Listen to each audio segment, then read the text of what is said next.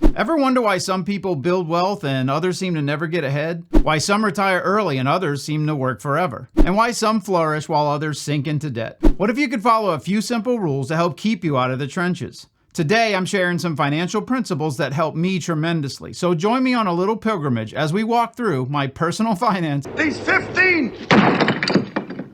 Wait. 10 commandments! Hey everyone, this is AJ, your ace in the hole, and welcome to the channel where we simplify personal finance and provide tips for young adults and others just starting out. And sometimes we crack open the good book for some financial advice. In this video, I'm going to showcase 10 key principles, of which I'm calling my financial 10 commandments, that I feel were fundamental in allowing me and my family to remain practically debt-free and financially secure. And some of these kinda go against the grain in popularity. Yeah, there were a few scary moments along the way, and we did carry a home mortgage and car loans at times, but I'll touch on how these were navigated as well.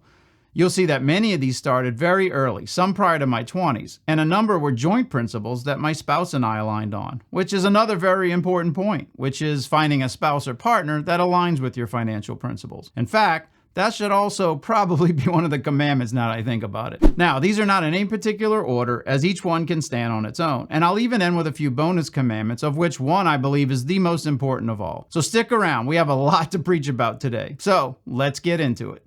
I'll start off by saying that I started working part-time jobs very early, in fact as a teenager while still living at home with no expenses. This helped me accumulate a modest savings by the time I was a young adult. Now, while I'd like to take credit for this as the first commandment, I can't honestly say this was planned. Other than I was just excited to be making my own money at such a young age. So for the sake of this video, let's call this Commandment 0. Start working and saving as soon as you can. Now, let's dive right in. Commandment number 1 is thou shalt pay off credit cards monthly. Credit cards are a financial killer, and many end up spending more in interest than for the items they purchased. And don't get sucked into chasing points or rewards, as they can make you spend more than you would have in the first place. This is one of the very first things I learned, and have paid off my credit card balances in full every month ever since. If you can't afford to, then that's a clear sign that you're spending too much. In fact, I did a video on this very thing, which I'll link below. Oh, real quick, did you know that roughly 30% of YouTube viewers forget to subscribe to the channels they watch? So if you would, take a quick second to subscribe. It's totally free and it'll ensure you get a peek at our weekly topics. Now, back to the list. Commandment 2 is thou shalt pay off car loans in double time. Initially, I avoided car loans altogether for years buying used. My first 3 cars purchased with cash saved from those part-time jobs. So just like the best way to not get bitten by a shark is to stay out of the water, the best way to avoid wasting money on car loans is not to have a car loan. Now, when I finally reached an income level that could support a new car, I figured out in advance what I could afford to pay off in half the normal 5-year term by doubling payments, limiting myself to that total amount. And if I couldn't afford a car using that rule, then I was buying too much car and I found something else. I linked some early payoff calculators in the description, so you can see just how much can be saved with this approach. Now, a quick tip, don't fall for the monthly payment pitch when buying a new car. And trust me, you'll hear it. It's not about your monthly payment. It's about the total cost of the car, plus fees, taxes, and any other extras they talked you into. When you spread all of that across a typical 5-year loan, it might not sound like a lot per month extra, but it all adds up. And you're now paying interest on all that as well. And whatever you do, do not extend the length of your loan to create a lower monthly payment. Now, I kept this methodology going once I got married as well, but in addition, alternating car purchases with my spouse. So we never had 2 car loans at once. 2.5 years for my loan, then 2.5 years for my spouse's, and then in between loans, we continued to pay ourselves, but into our savings, so the next time we were even further ahead. And did I mention we both drive our cars for at least 10 years before purchasing again? This provides years of no car loan debt, allowing us to stash away savings in the meantime. Commandment 3 is thou shalt split raises with thy future self, or what I call my 50-50 raise rule. You probably hear it all the time, to max out your 401k at your job. But let's be real. When I started my first job, I could barely contribute to my 401k, yet alone max it out. But here's the rule I followed. I started by contributing just enough to get the free company match dollars. Then every time I got a raise, I split it 50-50, half to my 401k and half to my pocket. That way I was still taking home more on my paycheck, but this also inched up my 401k contribution. And before you know it, I was able to max out to the contribution limit without even noticing it. Commandment 4, thou shalt max out tax-free accounts early. Closely related to number 3, this is one I wish I'd have done much sooner. Roth IRAs, Roth 401ks, and HSAs, or health savings accounts, are tax-free gold mines, so don't wait like I did. Aside from a basic savings account, contribute to these types of accounts as soon as possible and continue until you can max them out before moving to other savings options. Save the tax-deferred accounts for later when your income is higher and the tax deductions are more beneficial. Roth accounts are the perfect place to grow the money you'll be saving from all of these great tips. Again, tax-free. I have in-depth videos on all of these accounts, which I'll link below. Commandment 5 is thou shalt control expenses over savings. A typical question many ask is how much should they be saving? Financial advisors normally suggest a 15 to 20% savings rate based on your income. I did a video on this as well, which I'll link below.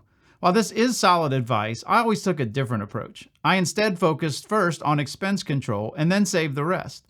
I learned that if you only save a targeted percent, you can miss out on additional savings opportunities. Instead, discipline yourself around lowering expenses and then save everything else, and you'll save much more than you thought possible. One example, every pay bonus I received my entire life went directly to savings. Developing this habit early in life while expenses are lowest, especially as a youth still living at home, can supercharge your financial growth right out of the gate. Commandment 6 is thou shalt own, not rent. I lived at home saving away until the time came to move out and get married. When my spouse and I decided to move in together, our initial thought was to rent. However, we decided not to waste that money and instead purchased a home to start building home equity as soon as we could.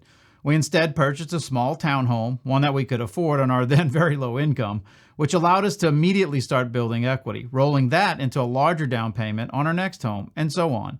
This allowed us to avoid renting our entire life, investing in ourselves instead of someone else. Commandment 7 is thou shalt pay off your mortgage early. I know this one is controversial in the personal finance community, but similar to my car loan approach discussed earlier, I paid off my mortgage as fast as possible, in some cases even doubling payments, especially early on since mortgage interest is front-loaded and when extra payments save you the most. While many advisors suggest a 15-year mortgage, I chose a 30-year for flexibility, but still paid it off early, saving tens of thousands of dollars in interest. I also set a very reasonable limit to my total home purchase price and did not deviate. So many overextend themselves by purchasing far too much home than they need, forcing themselves into a situation that they simply cannot afford, yet alone pay extra, wasting tens of thousands in interest over the life of the loan, and in some cases, proliferating long-term debt. Commandment 8 is thou shalt combine finances with thy spouse. Now that I touched on marriage, let's look at a couple of principles that are critical to financial success if you're partnering up. Surprisingly, this one makes most shudder at the thought, and honestly, besides us, I only know a few that have done this, and ironically, they are the only ones that are not constantly worrying about their finances. Once married, my spouse and I combined everything, checking and savings accounts, credit cards, you name it. Not only did this simplify our finances and reduce stress, combining financial forces helped us accelerate savings and investing, making us a team financially and emotionally, using the power of consolidated funds. This has paid off significantly for us, yet we continue to watch others avoid this philosophy, all while they suffer financially and in many cases are drowning in debt. I'm still a little befuddled on why this is so taboo.